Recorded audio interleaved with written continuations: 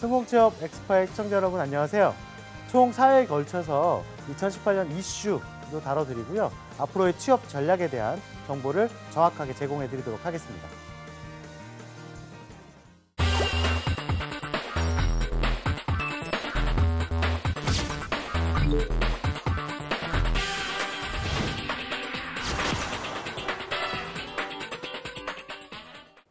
성공취업 엑스파의 시청자 여러분 안녕하세요. 자, 오늘은 요 4가지 횟수 중에 첫 번째 1편 구직자들의 특징, 채용의 이슈 이 부분을 좀 다뤄드릴 텐데 오늘 제가 혼자 진행하는 것이 아니라 오늘 같이 저와 토크도 해주시면서 진행해 주실 전문가분을 모셨습니다. 신현종 대표님을 소개합니다. 간단하게 소개 좀 부탁드립니다. 네, 안녕하십니까. 경력변화 전문가 신현종입니다. 만나뵙게 돼서 반갑습니다.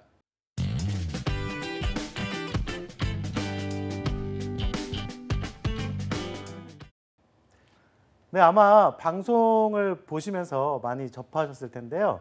또 오늘 또 구직자들의 특징이라든지 그리고 또 이슈라든지 이런 부분을 또 서로 하나씩 맡아서 좀 더 자세하게 설명드리는 시간을 갖도록 하겠습니다. 자, 그 전에 먼저 구직자들의 특징에 대한 이야기를 좀 나눠볼까 하는데요. 우리 신현종 대표님께서는 네. 구직자들의 특징 요즘에 어떤 게 있다고 좀 생각하십니까? 저는 좀 생각할 때 요새 좀 면접을 무서워하지 않나 이런 생각이 조금 들고요. 과거에 비해서 조금 더 여유 있게 생각을 한다. 저는 좀 이렇게 좀 먼저 특징을 좀 개인적으로는 좀 파악을 하고 있습니다. 과거에는 그래도 채용이 한번 시작되면 한 20-30군데 이상 넣어야 되지 않겠어? 그러면 뒤로 넘어가더라고요. 너무 많다고. 그래서 조금 이제 지원하는 기업의 수도 좀 줄어들고 좀 면접이 상대적으로 좀 어려워진 거에 비해서 좀 준비가 적지 않았나. 좀 저는 이런 특징을 좀 개인적으로 좀 생각을 해보고 있습니다. 그러니까 결국에는 좀 인원들이 준비가 좀 덜 돼 있다 이런 얘기이신 거죠. 저도 뭐 비슷한 생각인 것 같습니다. 아무래도 취업을 준비해야 될 것들이 너무 많다 보니까 어떤 걸 준비해야 될지도 모르고 방향성을 잘 못 잡는 것 같은데 통계치를 하나 보고 뭐 간단하게 소개를 해드리도록 하겠습니다. 저 화면을 보시게 되면 화면에 점점 이 구직활동이 취업활동이 심화됐다라는 부분도 강조가 되고 있고요. 입사 지원 횟수는 확실히 좀 늘어난 것 같네요. 그리고 뭐 눈높이를 낮춰서 입사 지원하는 것도 많아지고 있다. 결국엔 조사의 데이터를 봤더니 95%의 취업자가요, 구직난으로 취업에 대한 두려움을 좀 얘기를 하고 있습니다. 그만큼 이 취업에 대한 부분이 좀 쉽지가 않다라고 생각이 들고 또 제가 만나봤던 이런 교육생들을 만나다 보니까 이 취업에 대한 정보를 제공했을 때 2가지 형태로 나오더라고요. 첫 번째는 내가 이제 앞으로는 어떤 걸 더 준비해야 되겠다. 정확하게 목표를 설정하는 사람이 있는 반면에 두 번째는 그게 아니라 너무 할 게 많다. 어떻게 해야 될지 모르겠다라고 하는 지원자들이 생기는 것 같습니다. 또 대표님께 또 질문을 좀 드리고 싶은데 혹시 이렇게 만났던 교육생이라든지 구직자 중에 뭐 취업에 대해서 준비를 좀 철저하게 했던 친구라든지 좀 특징이 있는 친구들이 혹시 있었을까요? 조금 저도 좀 기억이 나는 친구가 있는데요. 이 공기업에 좀 취업을 준비하겠다라고 마음을 먹었던 이 학생인데요. 교육생이었는데요. 이 친구 같은 경우는 이 보통 공기업을 지원하는 분들 보면은 상당히 이 블라인드 채용이고 또 이 스펙을 보지 않는다 이렇게 해갖고 좀 여유 있게 준비하는 친구들이 좀 많더라고요. 근데 오히려 이런 뭐 대기업이라던가 금융권을 지원하는 친구들처럼 스터디를 무려 3개나 해요. 네, 스터디를 3개나 하고 이 사실은 뭐 토론이라던가 이런 면접 같은 데서는 시사상식과 관련된 부분을 많이 이야기를 하잖아요. 이거에 대해서 철저하게 준비를 하고 사기업을 아예 지원을 안 하더라고요. 그래서 구직 기간도 한 1년 정도 좀 여유 있게 잡은 다음에 상당히 오랫동안 노력을 해서 이 본인이 지원 전략에 따라서 딱 준비를 해서 공기업에 취업하는 이런 좀 친구를 제가 좀 본 적이 있어요. 그래서 이 친구 같은 경우는 우리가 사실 지원을 할 때 묻지마 지원. 그러니까 아무데나 막 지원을 하는데 이 친구 같은 경우는 목표가 정확히 딱 있었던 거죠. 그래서 저는 딱 하나만 조언을 했어요. 메이저 주요 공기업도 공기업인데 지방 공기업도 많다. 그래서 조금 더 넓게 써봐라. 이렇게 얘기를 좀 조언을 해줬더니 그때부터 지원하는 기업 수가 상당히 많아지더라고요. 이렇게 해갖고 본인이 다른 데 안 보고 한 군데 정말 열심히 한 1년 준비를 해갖고 자기 원하는 곳에 취업하는 이런 사례를 좀 본 적이 있습니다. 네. 결국에는 그 목표가 명확해야지 갈 수 있지 않나 이런 생각이 드는데 자, 그래서 이 부분에서 제가 예전에도 강의로 한번 설명을 드렸긴 했지만 오늘 한 번 더 자세한 부분을 잠깐 설명을 좀 드려보도록 하겠습니다. 구직자들이 뭐 이런 거에 대한 고민들이 있어요. 뭐 학벌과 그다음에 뭐 학점과 그리고 이게 구직자가 생각하는 것과 그리고 회사가 생각하는 것은 분명히 차이가 있다라고 생각하거든요. 그중에 첫 번째 걸 한번 볼까요? 학점에 대해서. 네.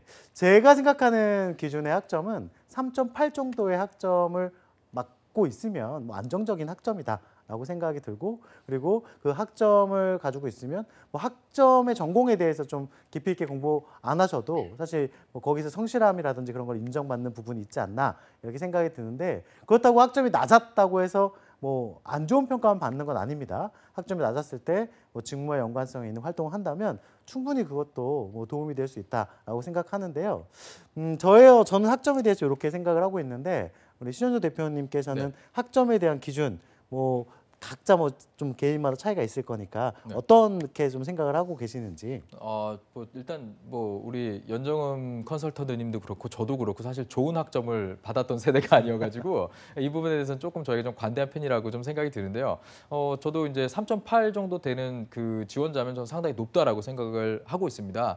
근데 아마 우리 구직자분들, 우리 TV를 시청하시는 분들 주변에 보시면요, 3.0 밑으로 받았어요라고 하는 사람이 아마 거의 없을 겁니다. 그래서 최근에는 대부분 학점이 중요한 걸 인식을 하고 어느 정도 준비를 하기 때문에 이러한 기준들이 사실은 뭐 낮은 점수가 어느 정도 많이 있다, 나는 더 높다, 이런 부분에서는 조금 어려운 것 같고, 또 얘기해 주신 것처럼 성실성을 인정받는 부분, 또 이런 부분에 있어서는 뭐 R&D 직무라던가 이런 쪽이라면 상당히 인정받을 수 있는 부분이 있는 반면에, 또 상대적으로 좀 이렇게 액티브한 직무들 이런 쪽에서는 또 학점보다는 다른 곳에 좀 더 가중치가 있고 비중이 있기 때문에 뭐 학점 같은 경우는 안정적인 학점을 확보하는 건 참 좋지만, 그렇다고 해서 이거를 뭐 4학년 2학기까지 돼가지고 계절학기까지 들으면서 더 올리겠다고 하는 것보다 차라리 그 시간엔 조금 다른 걸 하는 게 어떨까, 전 개인적으로 이런 의견을 가지고 있습니다. 네. 네.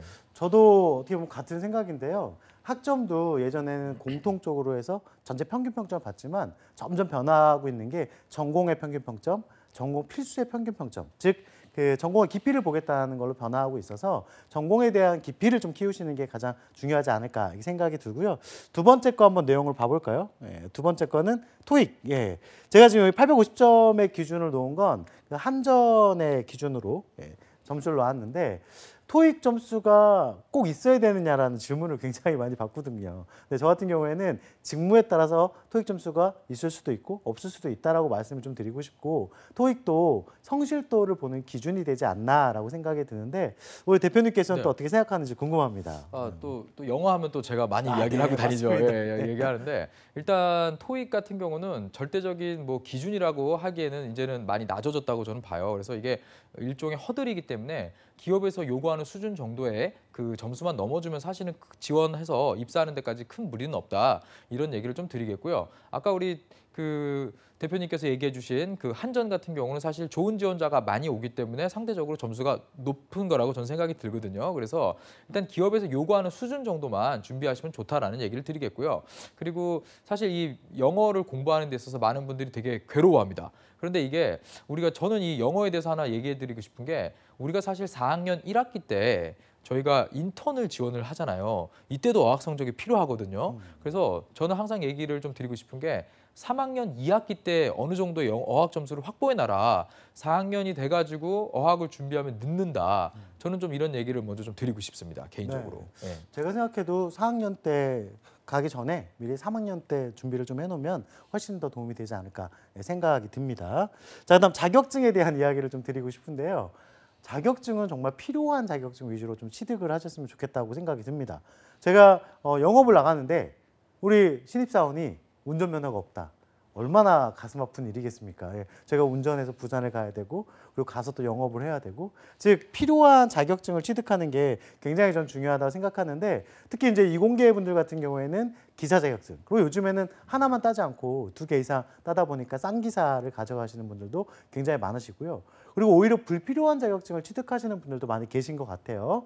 예를 들면 뭐 민간 자격증인데 그게 인정 안 되는 자격증도 좀 많이 있거든요. 그러니까 자격증을 정확하게 알아보시고 준비를 하시면 좋을 거다 생각이 드는데, 혹시 그 우리 신현준 대표님께서는 주변에 좀 특이한 자격증을 딴 친구라든지 아니면 자격증에 관련돼서 혹시 또 우리 구직자들에게 얘기해 주실 말씀 있으신가요? 전에 제가 한번 그 면접관으로 간 적이 있는데, 이 블라인드 채용이다 보니까 나이 제한이 없잖아요. 그래가지고 자격증을 보통 우리가 보면 뭐 우리 연정음 대표님도 면접관을 가시니까 보통 기사 자격증 정도까지 볼 수 있는데 기술사 자격증을 가진 분을 제가 뵌 적이 있어요. 그래가지고 기술사 자격이면 나이가 상당히 한 30대 후반, 40대는 됐을 텐데 하고 보고 있는데 지원자가 들어왔는데 나이가 좀 있는 지원자더라고요. 그래서 저는 이 기술사 자격을 보고 깜짝 놀랐었거든요. 또 이런 부분이 제가 요즘 최근에 이 블라인드 채용이 들어오면서 나이가 많은 신입사원도 좀 들어오구나 이런 거를 좀 거기서 조금 제가 느낀 부분이 있었고, 그리고 이 자격증들 중에 아까 얘기해 주신 것처럼 민간 자격증 중에서도 왜 이게 따기 어려운 자격증들은 괜찮아요. 제가 보니까. 근데 왜 무슨 하루 이틀 교육 들으면 누구나 주는 자격증 이런 것들은 희소성이 떨어지기 때문에 자격으로 인정받기에는 조금 어렵다. 저는 좀 이 얘기를 꼭 하거든요. 근데 저는 좀 특이한 걸 하나 좀 얘기 드리고 싶은 친구가 하나 있는데 조선해양공학을 전공한 친구였어요. 근데 이 친구가 이 화장품 회사에 취업을 하고 싶다고 그러더니 메이크업 3급 자격증인가요? 네, 민간 자격인데 그거를 취득을 하더라고요. 그래가지고 그 취득한 걸 가지고 본인이 이제 면접에 갔을 때 아니 공대에 지원한 사람, 공대를 다닌 사람이 왜 화장품 회사에 왔냐에 대해서 본인이 이게 반론을 만들려고 그 자격을 또 반대로 취득을 하더라고요. 그래서 이런 것들을 보면은 우리 아까 계속 말씀해 주신 대로 직무에 맞춰서 설계하는 거는 참 좋은데 직무와 상관없는 이상한 자격, 그리고 누구나 딸 수 있는 자격은 좀 피해라. 요즘 또 운전면허도 사실 불면허 따기 어렵잖아요. 따기 어려운 만큼 희소성이 있는 겁니다. 그래서 이렇게 좀 생각하시면 어떨까 좀 의견을 좀 드리고 싶습니다. 네. 그리고 저는 또 얘기 드리고 싶은 게 여기 화면에 나오는데 인재상에 맞춰서 지원 동기를 쓰는 지원자들이 굉장히 많다라고 말씀을 드리고 싶은데 그 인재상에 맞추다 보니까 문제가 인재상이 비슷비슷한 인재상이 많습니다. 도전하지 말라고 하는 기업이 없고 그리고 열정을 보이지 말라고 하는 기업이 없습니다. 인재상에만 맞춰서 글을 쓰거나 지원 동기를 쓴다면 분명히 강점을 보여주기에는 좀 어려운 지원 동기가 되지 않을까 이렇게 생각이 드는데 대표님께서는 네. 인재상에서 맞춰서 쓰는 뭐 지원 동기라든지 네. 면접 답변 어떻게 생각하시나요? 저 같은 경우는 인재사항을 어차피 봤을 거면 같은 페이지 안에 사실 있는 게 인재상 위에 잘 보면요.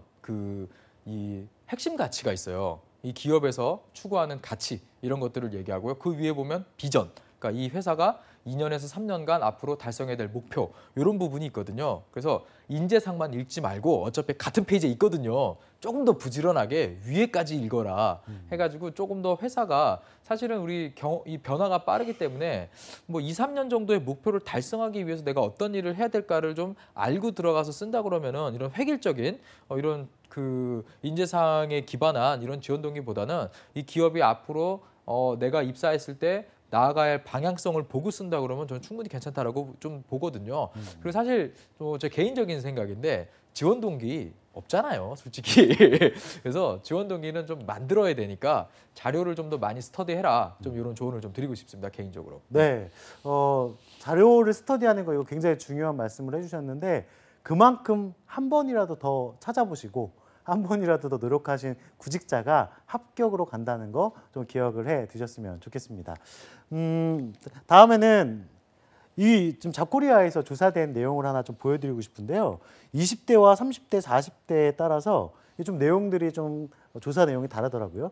회사를 선택할 때 어떤 기준에 대해서 좀 말씀을 드리면 20대 같은 경우에는 과거에는 뭐 저 때만 해도 약간 비용, 그러니까 어떻게 보면 이제 페이가 굉장히 중요하다고 생각을 했었는데 앞에 보시는 표처럼 54.5%가 복지, 복지에 대한 부분들을 많이 이야기를 하고 있고 오히려 연봉에 대한 부분은 다소 20대는 좀 낮습니다. 반대로 40대가 되면 복지도 복지지만 아무래도 경제 활동을 많이 하다 보니까 비용적인 부분이 더 이렇게 올라가게 되는 이런 수치를 보면서 역시나 요즘에는 그 워라밸이라는 걸 굉장히 중요시한다라고 생각이 드네요. 이 부분에서 52시간 제도 가지고 또 요즘에 많이 얘기가 있잖아요. 그게 또 실효성이 있는 것도 있는 것 같고 또 아니라고 하는 데들도 있고 대표님께서는 이 워라밸을 맞추는 이 52시간 제도에 대해서 생각이 혹시 좀 어떤 생각이 있으신지? 제가 이제 기업 쪽에 좀 이 컨설팅을 많이 다니다 보니까 재밌는 현상이 발생했더라고요. 왜 저희가 옛날에 회사 다닐 때는 당연히 회의는 월요일 날 아침에 하죠. 그래서 저도 일요일 날 출근해서 회의 자료를 참 많이 만들었었거든요. 근데 이런 것도 주 52시간에 위배된다라고 하면서 이제는 임원이 진행하는 전체 회의를 화요일 날 진행하는 회사들이 있더라고요. 또 아직은 조금 제도가 미비한 게 우리 그 많은 구직자들이 그 프리스타일 워크플레이스 그래가지고 왜 자기 자리가 있지 않고 자유롭게 일하는 이런 거를 상당히 선호하더라고요. 그런데 제가 한 기업에 갔어요. 거기가 이제 프리스타일 워크플레이스를 해놓은 곳인데 이 되게 분위기는 좋아요. 정말 구글 같아요. 구글 같은 그런 분위기였는데 막상 가서 이렇게 좀 있다 보니까 아무도 없어요. 그 자리에. 그래가지고 이렇게 잘 해놨는데 왜 아무도 없죠? 그랬더니 거기 담당자분께서 이 시간에 여기 와서 있으면 혼나죠. 이러더라고요. 그래서 기업들이 하드웨어적인 거는 변하기 시작했는데 아직은 좀 소프트웨어적인 거는 변화가 아직 좀 미비한 부분이 좀 있다고 보여요. 아무래도 저희 같은 40대가 조금 주축에 있다 보니까 아직은 이게 그 밑에까지 이게 좀 확대되는 것 같지는 않은데 그래도 우리 지원자들이 조금 좋은 세상이 열렸다. 전 얘기 좀 드리고 싶어요. 왜냐하면 저희 일할 때보다는 확실히 개선됐고 또 제도적으로도 또 어느 정도 규정화돼서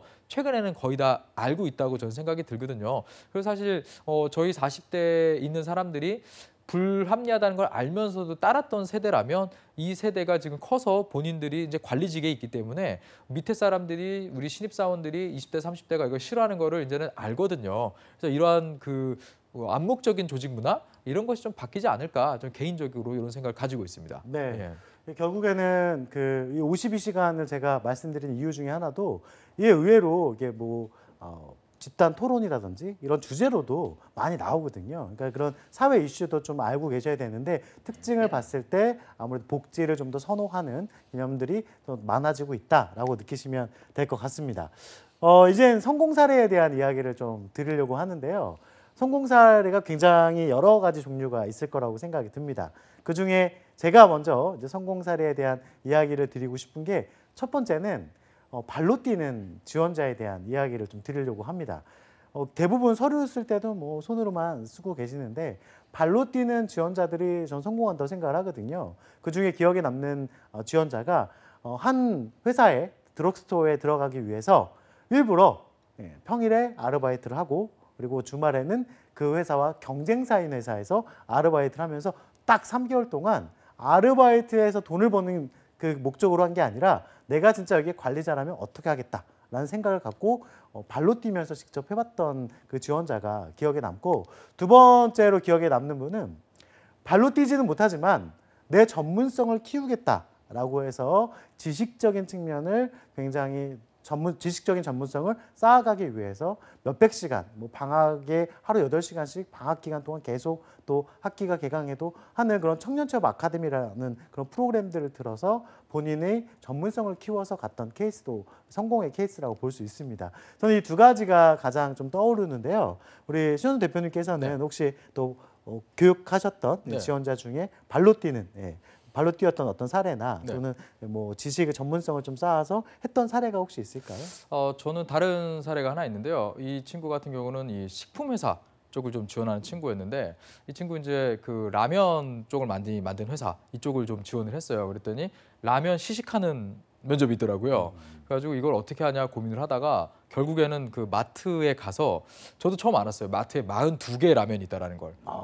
이거를 하나씩 다 먹으면서 준비를 하더라고요. 그래서 이게 회사에 정말 필요한 걸 하는구나 이렇게 좀 본 친구가 하나 있었고 또 다른 친구는 식품과 관련된 회사인데 러시아 쪽에 진출을 해서 이렇게 옆으로 기어가는 과자라던가 그 열대 과일 맛 그 우유 이런 거를 수출하는 회사예요. 그래갖고 이쪽에 하려면 러시아를 잘 알아야겠다 해가지고 본인이 러시아 관련된 거는 잘 모르지만 그때부터 스터디를 하기 시작한 거예요. 그래서 이제 우리 학교에 보면은 왜 러시아나 아니면 그 옆에 어쩌고저쩌고 스탄 하는 그쪽에서 많이 이렇게 온 유학생들이 있잖아요. 이 친구들 수업 시간에 있길래 좀 물어봐가지고 그 회사에 대한 것도 좀 물어보고 이렇게 하면서 정보를 좀 모아가지고 이 해외 진출과 관련된 부분들을 많이 정리를 해서 면접에 준비해 가가지고 자소서에도 그런 내용이 있으니까 당연히 면접관이 물어보지 않겠습니까? 네. 그 부분에 대해서 집중적으로 이야기를 해서 좋은 결과를 얻었던 이런 친구들도 있었어요.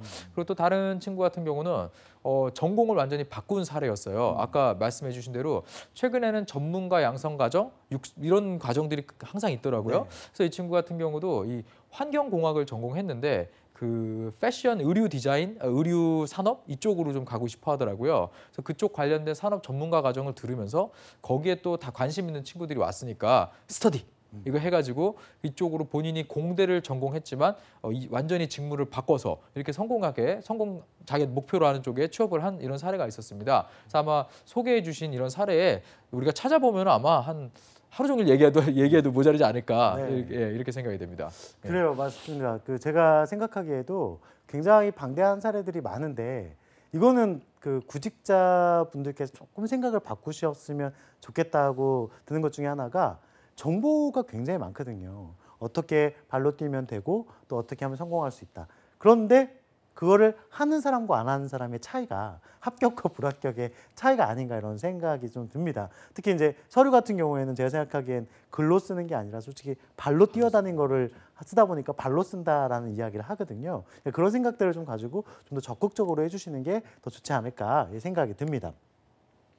다음 화면은 굉장히 많은 학과가 있다는 건데 좀 학과를 볼 때마다 깜짝깜짝 놀라는, 네, 깜짝보다 높은 단계 뭔지 아십니까? 깜짝. 예, 깜짝. 네, 깜짝깜짝 놀라는 경우들이 있습니다. 왜 그러냐면 너무 많은 학과들이 있고 그리고 학과들이 갑자기 융합이라는 이름으로 합쳐지면서 좀 이쪽 전공이 맞을까 이쪽 전공이 맞을까 오히려 더 학생들이 고민하는 경우들도 굉장히 많이 생기더라고요. 특히 이제 경영정보 같은 경우에도 경영 분야랑 정보 분야가 있다 보니까 이 두 가지에서 고민하는 학생들이 많이 있는 걸로 또 봤습니다. 그리고 인문계열 학생들 같은 경우에는 우리 전공으로 취업하기에는 조금 부족한 것 같아라는 생각 때문에 아무래도 다른 전공, 특히 이제 경제학을 굉장히 많이 복수 전공해서 취업을 하려고 하는 것 같은데요.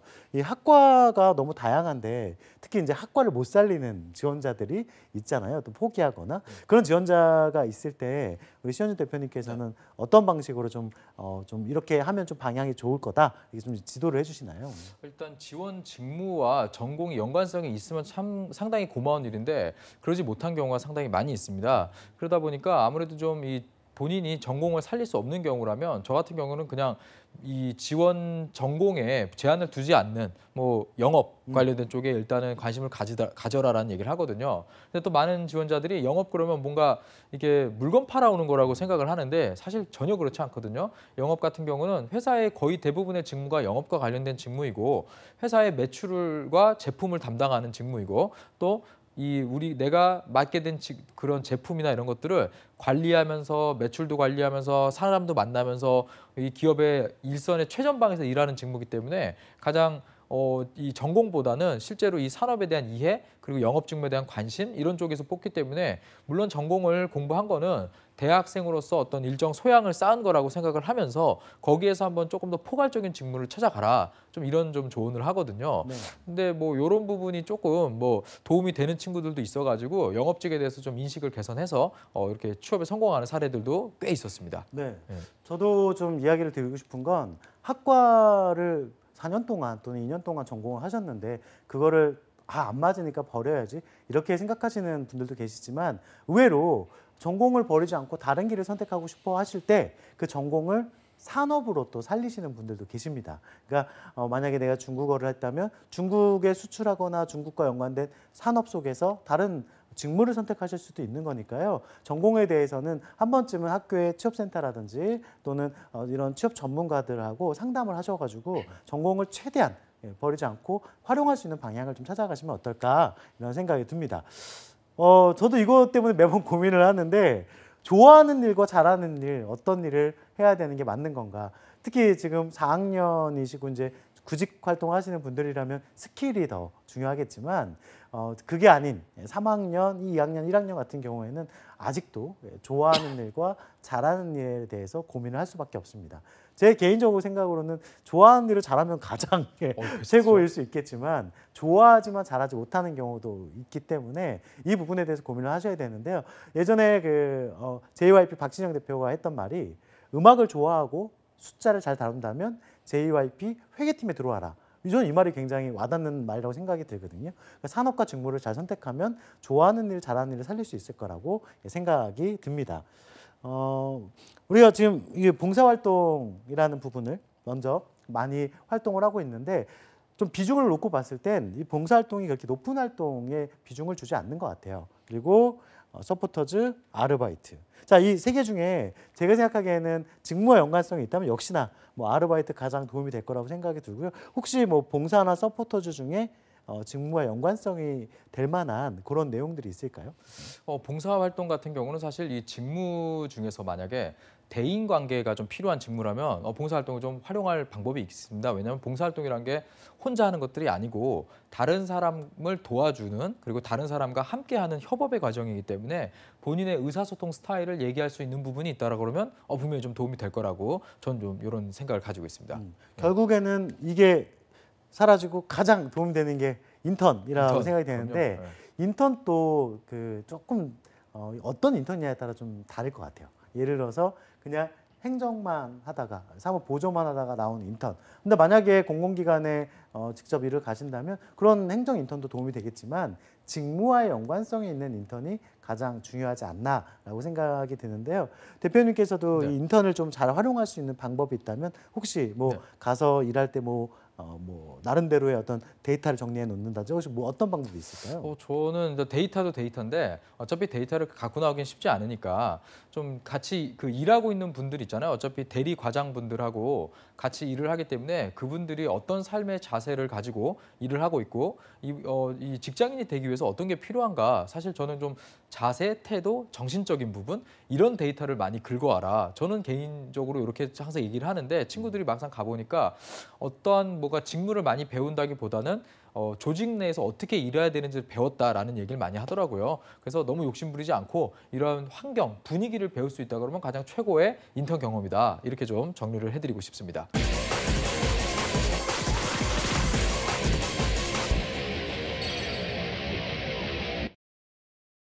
좋습니다. 오늘 이야기를 쭉 나눠보면서 우리가 어떤 학점적인 부분도 좀 이야기를 나눴었고 그다음에 활동적인 부분도 좀 말씀을 좀 드렸었는데 지금 뭐 이게 짧은 시간에 모든 걸 다 담아서 드릴 수가 없습니다. 이게 첫 1화이다 보니까 앞으로 2화, 3화, 4화를 잘 경청해 주시고 방청해 주시면은 분명히 거기서 좋은 내용들을 보실 수 있을 거라 생각이 드는데요. 오늘 대표님과 함께 이렇게 같이 하니까 저는 약간 만담의 느낌도 들고 굉장히 좀 즐거운 느낌이 있었습니다. 그래서 오늘 이런 느낌을 가지고 나머지 2화, 3화, 4화도 즐겁게 또 재미있는 정보들을 좀 많이 전달을 드리도록 하겠습니다. 한번 같이 인사를 드리도록 할까요? 네, 우리 면접 때 항상 연습하듯이 차렷 격려를 한번 할까요? 네. 그러면 오늘 첫 1화인데 잘 시청해 주셔서 감사드리고요. 오늘 들었던 내용을 잘 활용해 주셨으면 좋겠습니다. 차렷. 네. 백넷. 감사합니다. Is it good or bad for me? And the stars are meant to be. I headed straight for tragedy. Are you and me?